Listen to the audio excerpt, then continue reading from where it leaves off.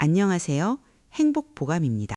오늘도 이렇게 건강을 챙기시려고 찾아와 주셔서 참 고맙습니다. 혹시 이런 일 겪어보신 적 있으십니까? 가스불을 켜놓고 방에 들어왔다가 내가 뭘 하러 왔더라 하고 잠시 멍하니 서 계셨던 일이요. 반가운 이웃을 만났는데 얼굴은 분명 아는데 이름이 입안에서만 뱅뱅 돌던 일도 있으셨을 겁니다. 안경을 이마에 올려두고 온 집안을 뒤지며 안경을 찾으신 적도 한 번쯤 있으시지요. 그럴 때마다 가슴이 덜컥 혹시 나도 치매가 오는 건 아닐까 하고 겁이 나셨을 겁니다. 그 마음 참 많은 분들이 똑같이 느끼십니다. 그러니 오늘은 저와 함께 그 덜컥 내려앉은 마음부터 하나씩 내려놓아 보시지요. 결론부터 살며시 말씀드리면 그렇게 깜빡하는 일 대부분은 치매가 아닙니다. 그건 나이가 들면 누구에게나 찾아오는 아주 자연스러운 일입니다. 자, 먼저 가장 큰 오해부터 풀고 가겠습니다. 많은 분들이 깜빡하기만 하면 다 치매가 아닐까 이렇게 걱정하십니다. 그런데 사실은 전혀 그렇지 않습니다. 깜빡하는 건망증과 병으로서의 치매는 그 뿌리가 아주 다릅니다. 이 둘의 차이만 제대로 아셔도 오늘 마음이 한결 편안해지실 겁니다. 그럼 우리 머릿속 기억이 어떻게 만들어지는지 아주 쉬운 그림으로 함께 그려보겠습니다. 우리 머릿속에는 아주 커다란 서랍장이 하나 있다고 생각해 보십시오. 새로운 일을 겪으면 그 기억을 차곡차곡 서랍에 넣어둡니다. 그리고 그 일이 다시 필요할 때 서랍을 열어 기억을 꺼내 쓰는 것이지요. 어제 드신 저녁 메뉴도 손주 이름도 다 이 서랍 어딘가에 잘 들어 있습니다. 기억한다는 건 결국 이렇게 넣고 꺼내는 일입니다. 그런데 나이가 들면 이 서랍을 여닫는 손길이 예전보다 조금 느려집니다. 서랍이 많아지고 넣어둔 물건도 많아졌으니 당연한 일이지요. 바로 이 느려짐이 우리가 건망증이라고 부르는 것입니다. 건망증은 서랍 안에 물건이 분명히 들어있는데 그 서랍을 잠깐 못 찾는 것입니다. 그 이웃의 이름도 안경을 둔 자리도 서랍 속에 그대로 있습니다. 다만 그 서랍이 어디였는지 잠시 헷갈릴 뿐이지요. 그래서 건망증에는 아주 반가운 특징이 하나 있습니다. 누가 옆에서 살짝 힌트를 주면 아 맞다 하고 금세 기억이 떠오릅니다. 성이 김씨였지요 하고 귀띔해주면 아 김씨 아저씨 하고 무릎을 치시지요. 잊어버린 게 아니라 잠깐 못 꺼냈던 것뿐이니까요. 이건 서울대학교 병원 건강증진센터 같은 곳에서도 설명하는 내용입니다. 그러니 힌트를 듣고 아 하고 기억이 나신다면 그건 대개 자연스러운 건망증입니다. 그럼 치매는 무엇이 다를까요? 치매는 서랍을 못 찾는 게 아니라 서랍 자체가 사라지는 것입니다. 넣어둔 기억이 담긴 서랍장 한 칸이 통째로 없어져 버리는 것이지요. 그래서 힌트를 아무리 드려도 아 하는 반응이 잘 나오지 않습니다. 꺼낼 서랍이 아예 없으니 떠올릴 것도 없는 것입니다. 건망증이 꺼내기가 잠깐 더딘 것이라면 치매는 넣어두는 창고 자체가 허물어지는 일입니다. 이건 중앙치매센터에서도 강조하는 아주 중요한 차이입니다. 조금 더 쉽게 두 분의 이야기로 나눠보겠습니다. 건망증이 있는 어르신은 어제 자녀와 통화한 걸 깜빡했다가도 통화 얘기를 꺼내면 아, 그래 했었지 하고 기억하십니다.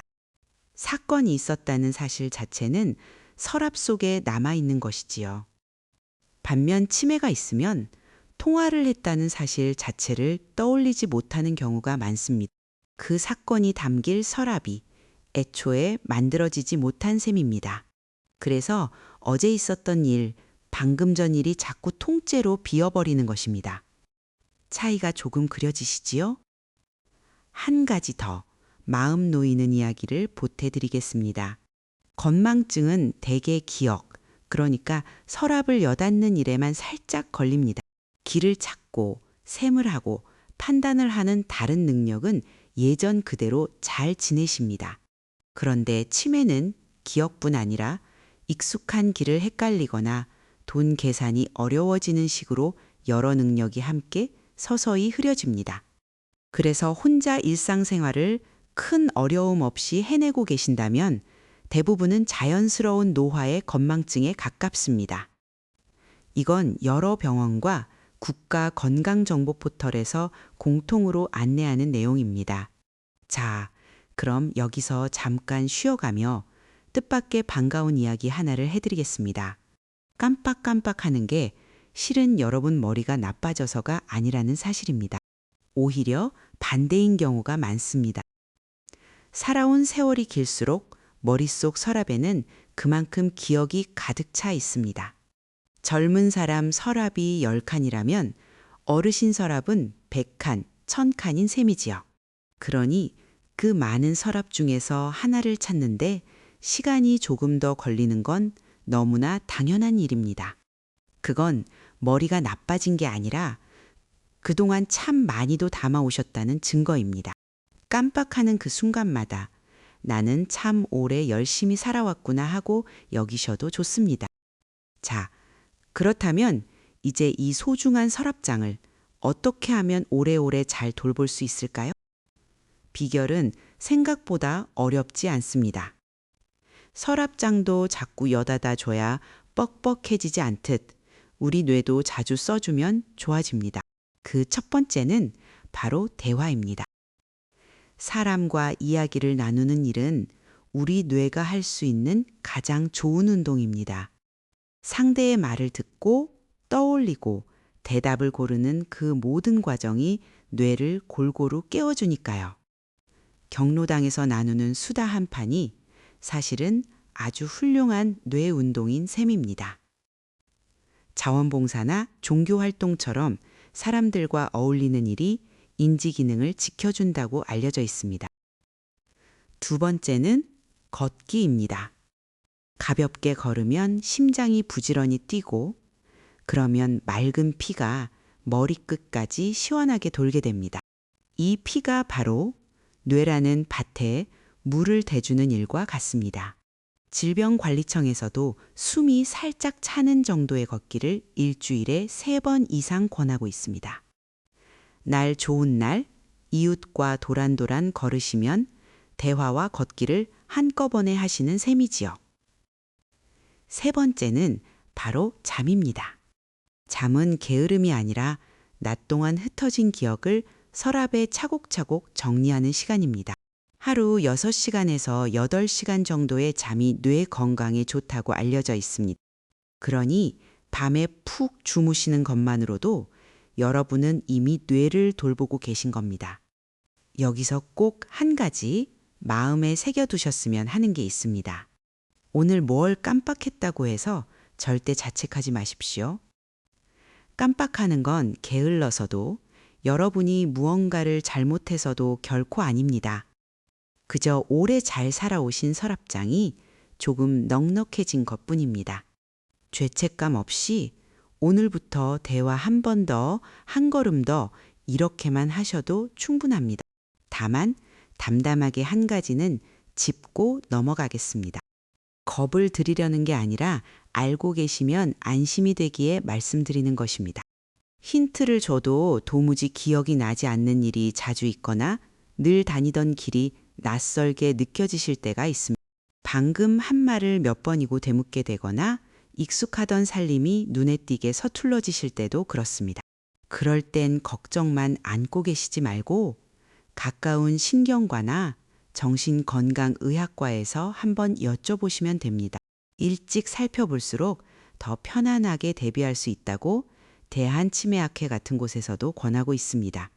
검사를 받는 건 겁낼 일이 아니라 마음을 놓기 위한 아주 지혜로운 걸음입니다. 자, 오늘 이야기가 조금 길었지요? 끝까지 함께 해주셔서 참 고맙습니다.